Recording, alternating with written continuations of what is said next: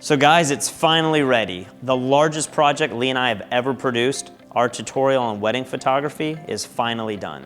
Now I know many of you might be ready to turn this video off because you don't want anything to do with wedding photography. I'm gonna ask you, sit through this thing because I bet we can change your perception of what wedding photography is, because honestly, I was exactly where you are just a few years ago. I thought that's the last thing I wanna do. I don't wanna have anything to do with wedding photography. But once I started to do it, I realized that this actually is a pretty incredible career.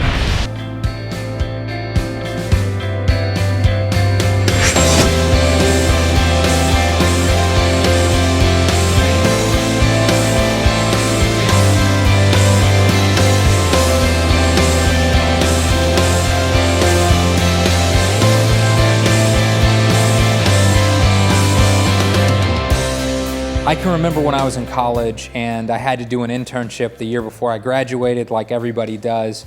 And at the time, I thought I was going to be a graphic designer. And so I got an internship with a big agency in Florida. And while I was doing that, I also got a job working for a photographer 2 days a week. And I can remember so vividly going into work 3 days a week to this advertising agency and absolutely hating it. Really, the main thing was just having to wake up early every single day and go into work. And then maybe they would have work for me to do, maybe they didn't have work for me to do. And I would ask them, hey, can't you just tell me if I need to come in tomorrow? You know, if there's no work, I'm not gonna come in. And they go, no, that's not what a job is. You have to be here. And then I would work for this photographer. He was fairly successful for his age. He had his own studio. He would come and go whenever he wanted. He had all these big campaigns he was shooting. And I just had the most fun working for him compared to the advertising agency because he had so much freedom. He could do whatever he wanted. And so at that point, I promised myself that it doesn't matter how hard I have to work or what I have to shoot. I don't care if I have to shoot dog portraits. I'm going to become a professional photographer because that is better than getting an office job like all of my friends were doing. And so when I moved to South Carolina, I was getting little jobs here and there, and I assisted a bunch of photographers, but I would also take any job that came my way. And many of these jobs were weddings. And the interesting thing about these weddings was I was making more money than I was on these commercial jobs that I was hustling so hard to get. I only had to shoot 1 day a week. I was kind of in charge of myself. I didn't have some art director looking over my shoulder. And they just kept coming in, one wedding after another. So at that point, I quit focusing on commercial photography, and I would shoot jobs when they came to me, but I really put my focus into weddings. And since then, wedding photography has been 100% of my income, and I am so thankful that I made that switch to wedding photography because it gave me my dream of becoming a full-time photographer. But more than that, it gave me the freedom to do so much with my time. So now I've gotten my assistant to come around to the other side of the bride, and we're gonna be lighting from the back. And what I'm going to do is get the bride to kind of look in that direction over her shoulder. And it's just gonna be a very different pose, very different looking shot, but it's good to have, and you can quickly knock it out without changing the location whatsoever. 3, 2, 1.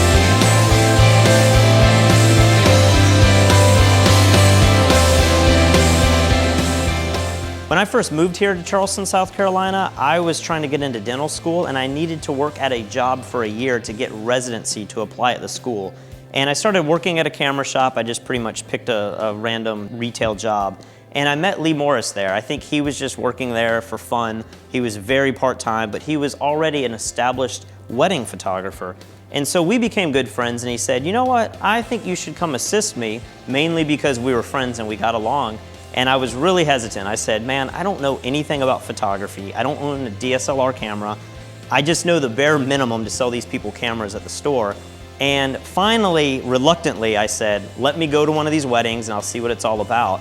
And what's so shocking to me looking back is that first wedding completely changed my life. His tone pretty quickly changed. He all of a sudden went from somebody who was not interested in photography and definitely not interested in wedding photography to deciding that maybe he wanted to do this as a career. As I started to see the success I was having with weddings that first year, I started to really evaluate becoming a dentist. The whole thought process I had for years was, I will go to dental school, I'll take over my dad's career, and I'll do dentistry the rest of my life. But when I realized that I had already become a full-time professional wedding photographer, I started to think, man, the freedom that this job allows me to have is probably exactly what I've been looking for my whole life, and this is what I'm gonna pursue. When I took the first natural light shot, I could tell that there just wasn't any dramatic light to really make this photograph look the way that I envisioned it in my mind. So I set the ambient light really low, and you can see that test shot here.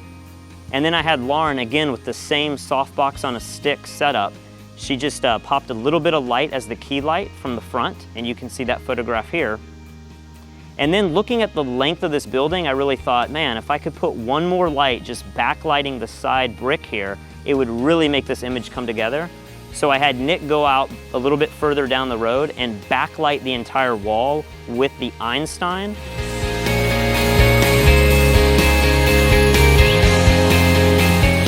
I know when I was first starting my wedding photography business, I just found that there weren't really answers anywhere. The only way to really find the answers to the questions that I had was to assist other photographers, but sometimes it was so hard to get my foot in the door, and it was so hard to get close enough with somebody for them to finally reveal all of these answers. And so when we were planning this entire video, we wanted to answer every single question that we had when we were starting our own businesses just a few years ago. So the strange thing about wedding photography is that the client who is booking you, in most cases the bride, in many cases is not the person that's actually paying for the photography. In most cases, the bride's father is going to pay for the photography.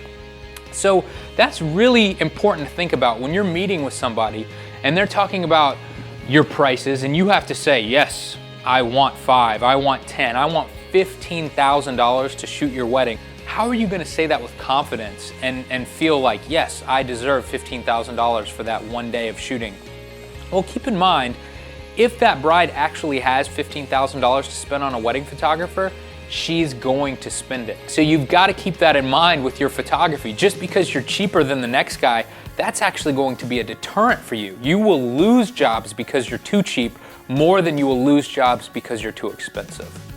What commercial wedding photographers are doing at this day and age is pretty incredible. I mean, they're taking commercial and advertising photography techniques like lighting or post-production, and they are putting that into their own wedding photography. That's where the term commercial wedding photography comes from. And there is some incredible work out there. And so our goal for this entire tutorial was to teach you that style of wedding photography.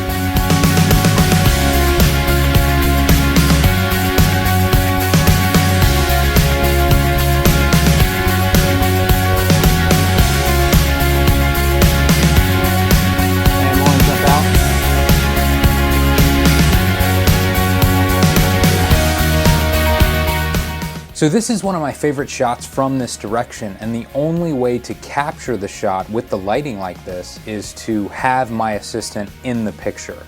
And so there's a very simple way that you can Photoshop out your assistant. And you probably noticed that I asked my assistant to step out of the frame, and I also took one more shot that looks like this.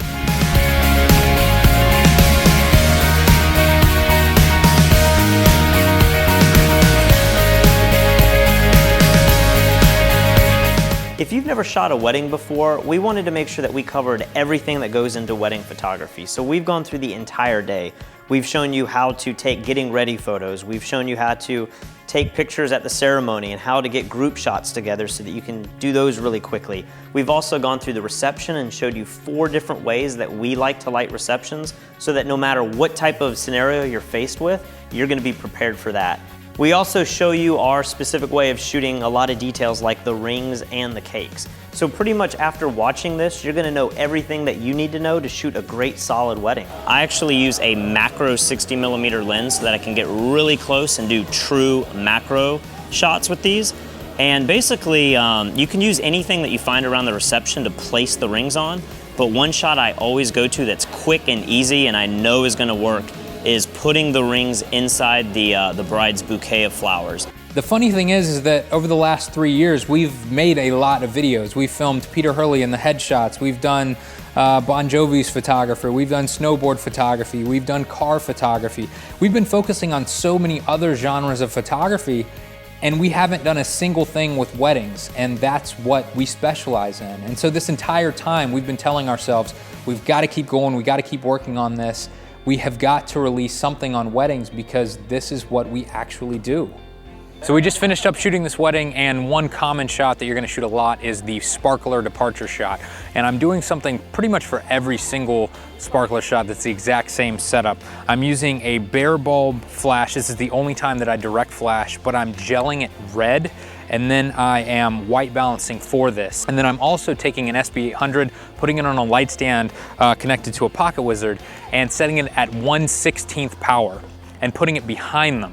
So as they're walking, the flash in the background is also firing, and because I'm white balanced for this red light, the flash in the back looks blue.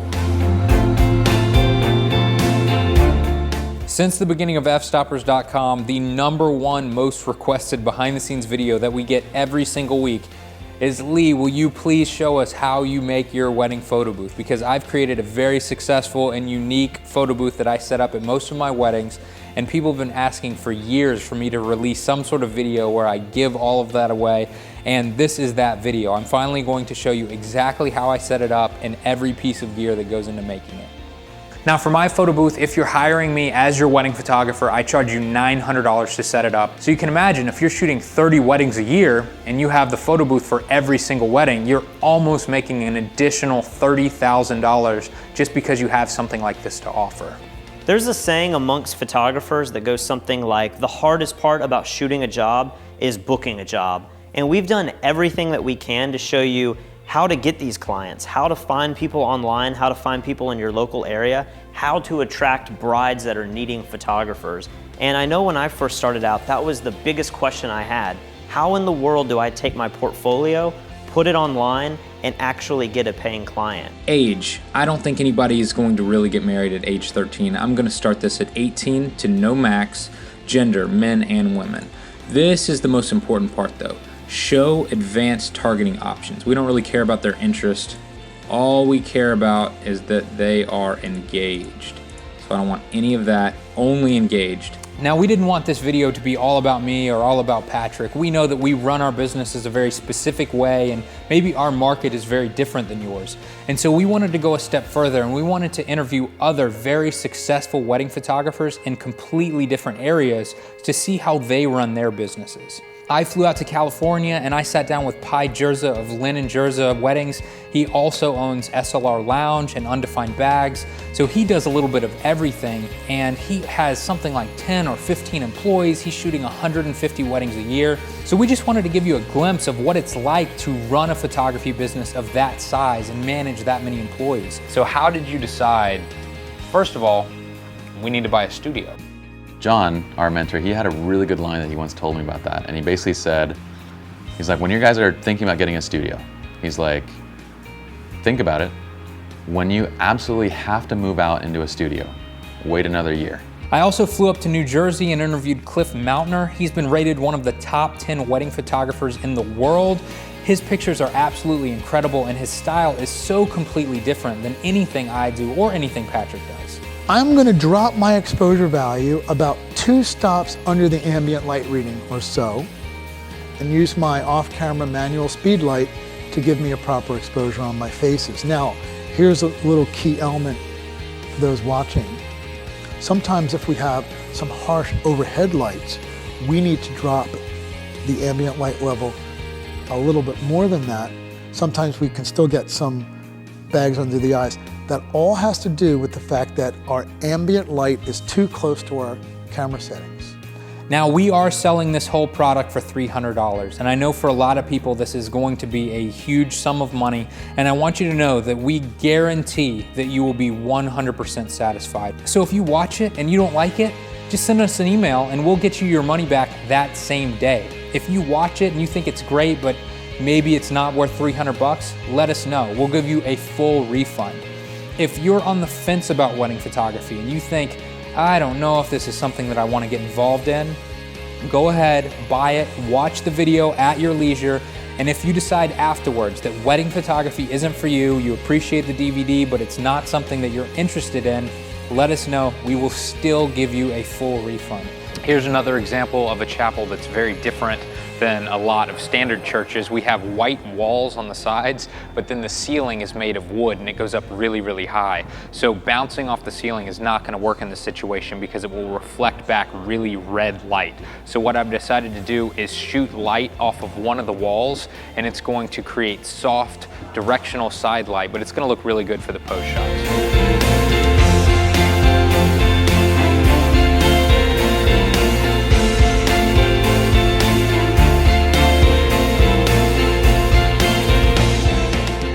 I know it took Lee years and years to get to the point where he was a full-time professional, and it only took me 1 year. I was literally making enough money to sustain myself in 1 year, and I had knew nothing previously about photography. And I think what I can attribute that to is the fact that he was so open about his business and he was able to answer any questions that I had. And so that put me years ahead of anybody else that was just starting their own business. What we want to do in this DVD is give you that 3-year jump start. We want to show you how to take great pictures. We want to show you all the things that you need to know about wedding photography, but we're also showing you all the things about starting your own business. We have our own personal CPA sit down for 90 minutes. I know so many CPAs that charge $300 an hour for their own time, and we've included 90 minutes of our own CPA in this DVD, so I think it's worth the price of that just for the business advice. Sales and use tax are combined on the return that is filed, and the return is filed every month. So you apply for this retail license, pay $50 in the state of South Carolina, you get this license, and in the state of South Carolina, this obligates you every month to file a sales and use tax return. It's due on the 20th of the month. So let's say you took 3 months off, you had a family emergency, you did nothing. You bought nothing, you received no money, you booked no weddings. You still are obligated to file a sales and use tax return on the 20th of the month. If you're one of those people that loves your current job, but you would also like to become some sort of part-time photographer, wedding photography is perfect for that because most people have to work Monday through Friday, and most weddings take place on Saturday or Sunday. And I have so many friends that really enjoy their current job. Maybe they're lawyers or doctors, and that's what they want to do with their lives, but at the same time they love photography. And so on the weekends, when they feel like it, they take weddings and they shoot weddings, and they love shooting weddings. A lot of these detail shots that we're going to talk about throughout this DVD, we really approach them like a product shot, or even like you're lighting a person. And so when I talk about a light being on camera bouncing into the ceiling, you might think of that as your key light or maybe as a fill light, and then your off-camera light really becomes the kicker or rim light. So this just adds a lot of dimension to your photographs, and it's really going to help separate your images from the other photographers who are just going to direct flash or perhaps bounce a light into the ceiling. So we've decided to make this entire tutorial a digital download, and we've done that for a couple of reasons. First of all, we wanted to release it in HD, and we know a lot of people still don't have Blu-ray players, or maybe you have a Blu-ray player but you don't want to be forced to watch it on your TV. So we wanted to make this as simple as we possibly could. So you can buy this thing, you can instantly start downloading it, and hopefully you'll be able to start watching it within about 20 minutes. So once you've downloaded these files, you can do whatever you want with them. You can copy them and put them on an iPad or an iPhone, or maybe you want to burn them to a DVD or a Blu-ray player. I know what I like to do. I like to put them on my iPad and then use my Apple TV to watch things on my TV when I'm in the living room, and then maybe I'm in bed and I want to watch it back on my iPad. I think that's the most convenient. So we didn't want to lock you down by forcing you to have some sort of proprietary Blu-ray. It's a digital download, and you can do whatever you want with those files. So now it's time to talk about family pose pictures. And I know I've talked to a lot of wedding photographers, and this is their least favorite part about shooting the entire wedding day. So hopefully if you can take some of the tips that I'm going to teach you today on how I shoot pose pictures, it will make this part of your wedding day just as easy as every other part and completely stress-free.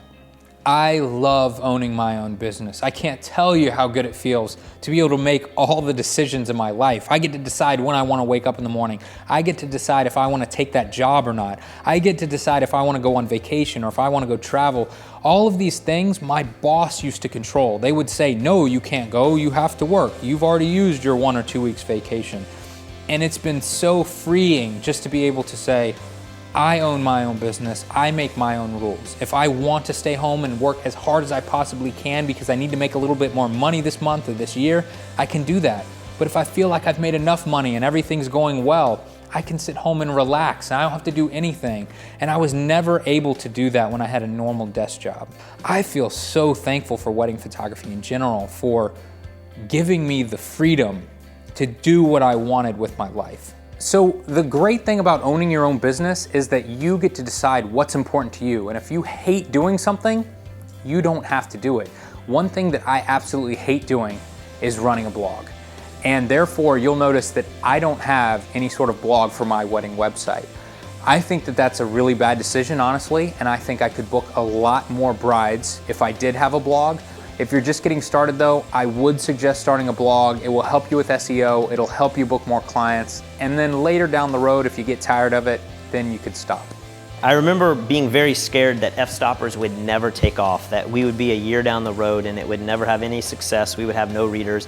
And it's really exciting that it's grown as big as it is, but it's also so exciting to think that we haven't even shared the main reason why we created the website.